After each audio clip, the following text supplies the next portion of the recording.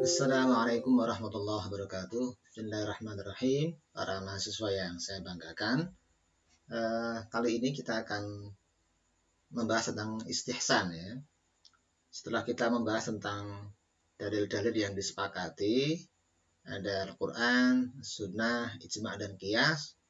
Mulai pertemuan kali ini kita akan membahas tentang dalil-dalil yang diperselisihkan oleh para ulama tentang kehujjahannya. Di antaranya yang pertemuan ini akan kita bahas adalah tentang istihsan. Apa itu istihsan? Secara bahasa, istihsan diambil dari kata istahsana, yastahsinu istihsanan, yang artinya menganggap baik, menilai baik, atau ada yang menafsirkan, memaknai mencari kebaikan. Secara istilah, istihsan adalah al-akhdhu bi maslahatin juz'iyatin fi muqabalati dalilin kulliyin. Memberlakukan, mengambil kemaslahatan yang bersifat juz'i, spesifik, ketika berhadapan dengan dalil atau kaidah yang bersifat umum.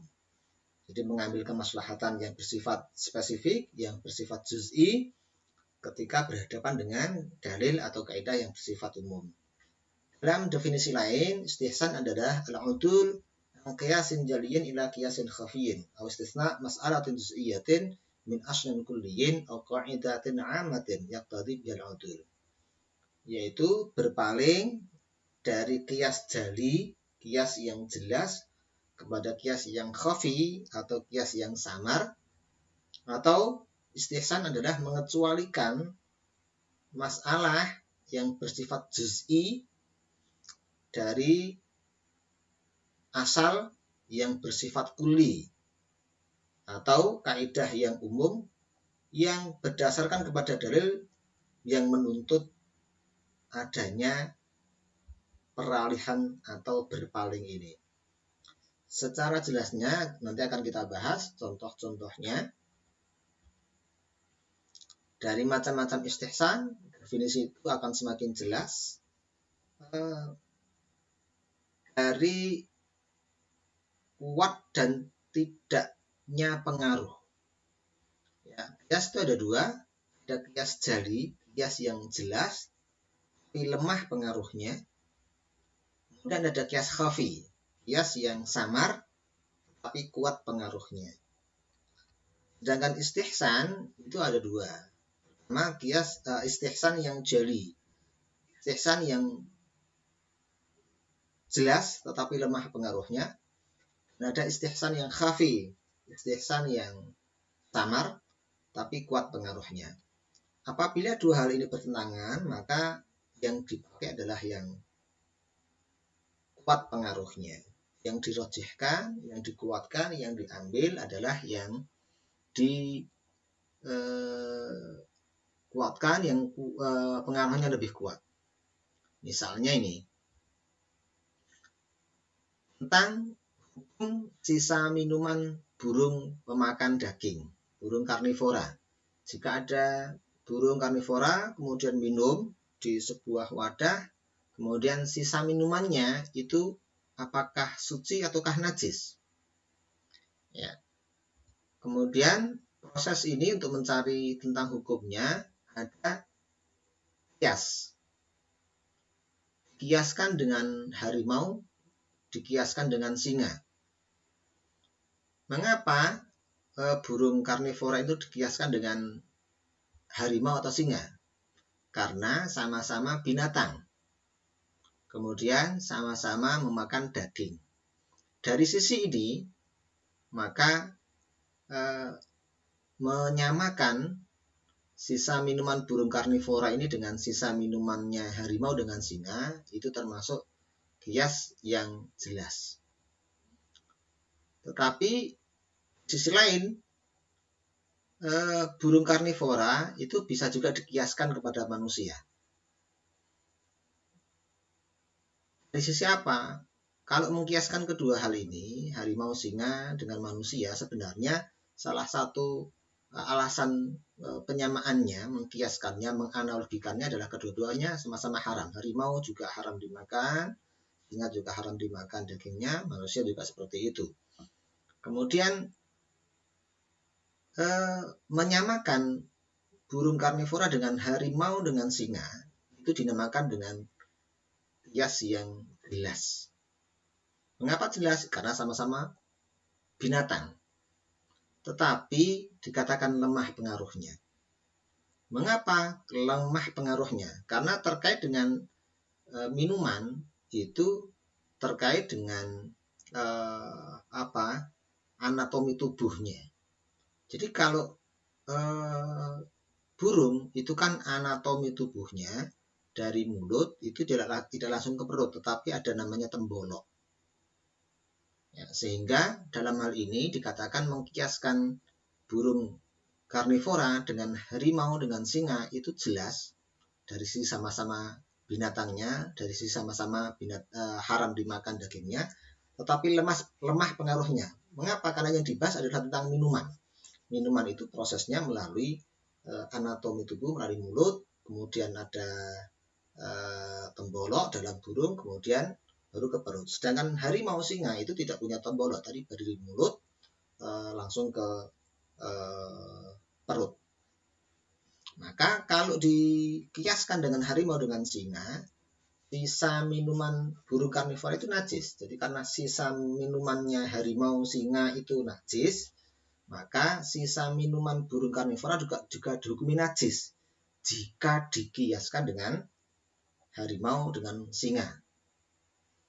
Tetapi memungkinkan burung karnivora itu disamakan dengan manusia karena sama-sama haram untuk dikonsumsi dagingnya. Tapi ini dikatakan sebagai kias yang samar karena jelas berbeda, yang satu binatang, yang satu manusia. Tetapi pengaruhnya kuat. Mengapa dikatakan pengaruhnya kuat? Karena terkait dengan minuman itu anatominya sama. Jadi kalau burung itu ada setelah mulut di lewat tenggorokan kemudian masuk ke tembolok, manusia juga punya sebelum sampai ke perut, anatomi tubuhnya itu mirip dengan burung. Setelah mulut melalui leher, kemudian di sini ada lambung. Ya, artinya sebelum sampai ke perut itu ada proses di lambung. Kalau itu terkait dengan minuman, maka lebih kuat menyamakan burung karnivora ini dengan manusia.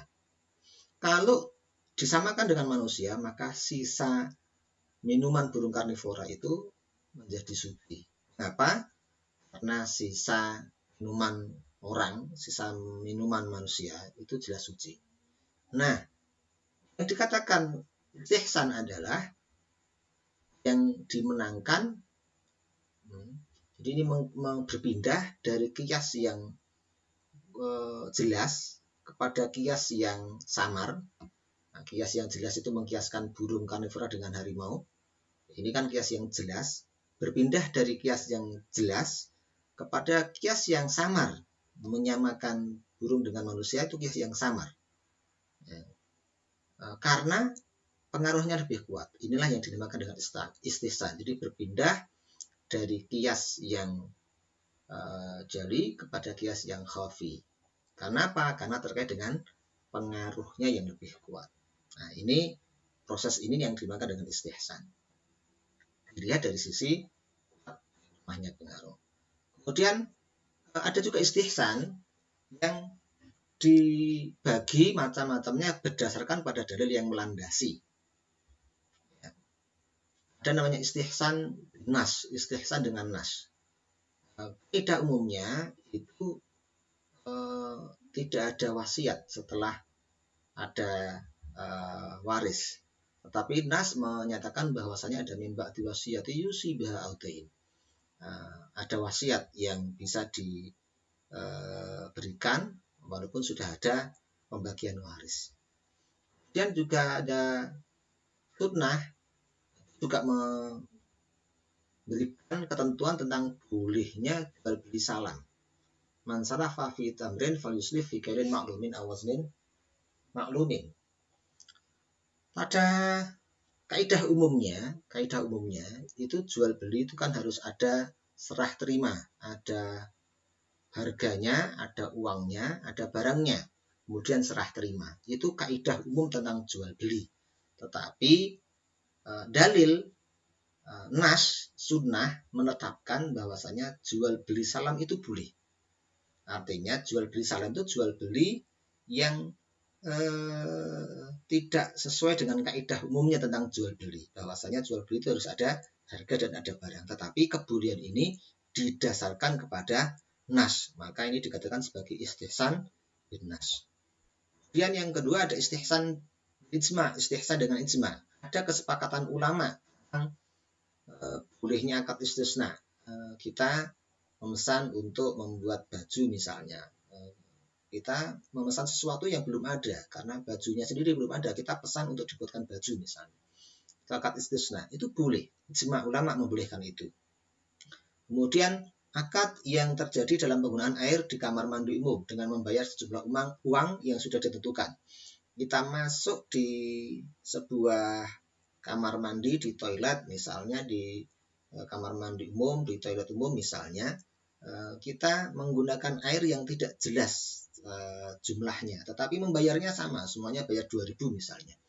Sebanyak apapun air yang dipakai, ada yang pakai hanya 2 ciduk, ada yang pakai 5 ciduk, ada yang pakai 10, tetapi bayarnya sama. Itu kan akad atas sesuatu yang tidak jelas ukurannya. Tetapi ijma mengatakan itu boleh. Maka ini diletakkan sebagai istihsan dengan ijma. Artinya sebagaimana definisi tadi, istihsan itu berpindah dari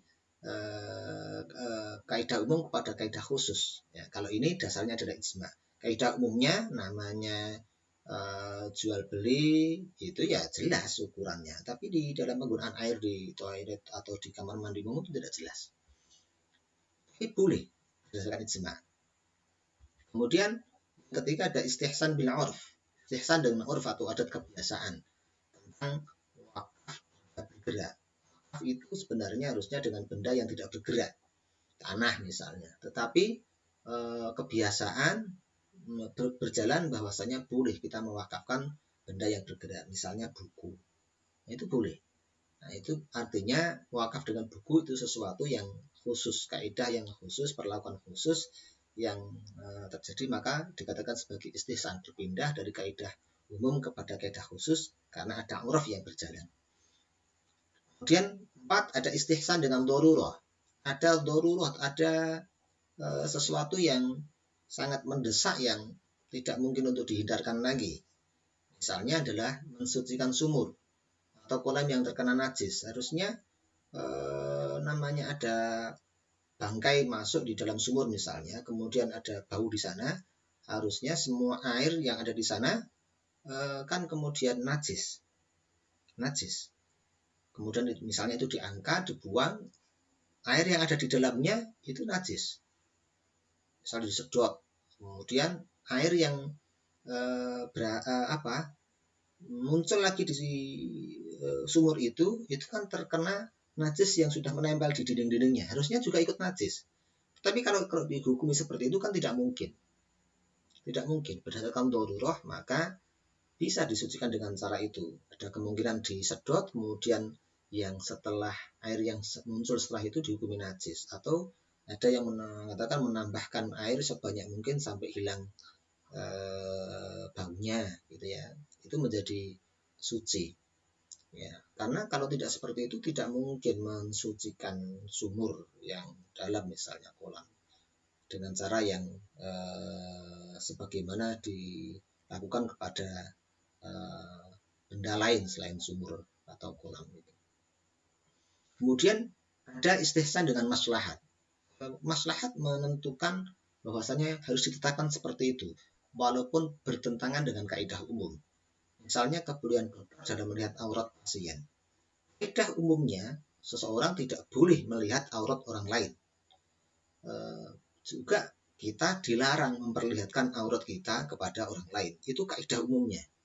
Tetapi demi kemaslahatan, maka kemudian seorang dokter boleh melihat aurat pasien, dan seorang pasien boleh memperlihatkan auratnya kepada dokter dalam kondisi yang memang kemaslahatan. Kalau tidak diperlihatkan, dokter tidak mungkin mengetahui penyakitnya, atau mau operasi tidak mungkin dokter mampu mengoperasi seorang pasien yang itu bukan mahramnya, tanpa melihat auratnya, tanpa melihat tubuhnya misalnya. Tidak mungkin. Demi kemaslahatan maka itu harus diperbolehkan. Itu yang dikatakan istihsan, jadi berpindah dari kaidah umum kepada kaidah khusus karena kemaslahatan. Hujahan istihsan. Lantas selanjutnya tentang bagaimana mungkin istihsan itu bisa dijadikan sebagai dasar hukum. Ada perbedaan ulama tentang boleh dan tidaknya menjadikan istihsan itu sebagai dalil gitu ya. Maka termasuk dalil yang diperselisihkan oleh para ulama. Ulama Hanafiyah, Malikiyah dan Hanabilah mengatakan istihsan itu hujjah atau dasar dalam menetapkan hukum. Dasarnya adalah surat Az-Zumar ayat 55, wattaba'u ahsana ma unzila ilaikum mir rabbikum, dan ikutilah yang terbaik. Ya, yang terbaik. Istihsan itu mencari yang terbaik. Jadi berdasarkan itu maka boleh kita menjadikan istihsan sebagai dalil, sebagaimana perintah untuk mengikuti apa yang terbaik. Kemudian dan berilah kabar gembira kepada hamba-hambaku yang mendengarkan sebuah ucapan dan mengikuti yang terbaik, sama dengan yang pertama tentang perintah untuk mengikuti ucapan atau pendapat yang terbaik, dan itu istihsan itu mengikuti atau menetapkan dalil berdasarkan apa yang terbaik dari dua pilihan. Kemudian ada sebuah riwayat, walaupun ini diperselisihkan tentang kehujahan atau kesahihannya, fama ra'al muslimuna hasanan fahuwa indallahi hasan. Apa yang dilihat oleh para muslimin tentang sesuatu itu sebagai baik, maka di sisi Allah juga akan baik. Artinya ketika para ulama mengatakan bahwasanya hukumnya disepakati sebagai sesuatu yang baik, maka di sisi Allah itu juga dihukumi menjadi baik juga. Itu adalah istihsan. Kemudian yang keempat, ijma' para ulama tentang kebolehaniannya. Para ulama, sebagian besar ulama ya, mengatakan tentang kebolehan menggunakan istihsan. Kemudian di sisi yang lain ada sebagian ulama yang juga menentang kehujahan istihsan, mengatakan bahwa istihsan itu bukan merupakan dalil. Jadi tidak boleh menggunakan dasar hukum, menetapkan hukum berdasarkan istihsan. Di antaranya adalah mazhab Syafi'iyah dan mazhab Zahiriyah. Dalilnya adalah ini, wa alaikum bainum bima anzalallah wa la tattabi' ahwa'ahum. Dan hukumilah dengan apa yang Allah turunkan, dan janganlah mengikuti hawa nafsu mereka. Jangan mengikuti hawa nafsu. Ini kan ayat yang isinya adalah tentang kewajiban kita menetapkan hukum dengan apa yang Allah turunkan berupa wahyu. Dan istihsan menurut mazhab ini itu tidak menggunakan apa yang Allah turunkan berupa wahyu, tetapi malah menggunakan hawa nafsu, karena menilai sesuatu baik atau tidak baik berdasarkan akal itu dalam pandangan mazhab Syafi'iyah dan Zahiriyah itu adalah bagian dari mengikuti hawa nafsu dan berhukum dengan selain yang Allah tentukan, yaitu Al-Quran dan Sunnah atau wahyu. Kemudian dua, dasarnya dalam mazhab Syafi'i adalah Rasulullah tidak pernah menetapkan hukum berdasarkan istihsan, akan tetapi menunggu turunnya wahyu. Kalau tidak ada wahyu, ditunggu sampai ada ketetapan, gitu ya.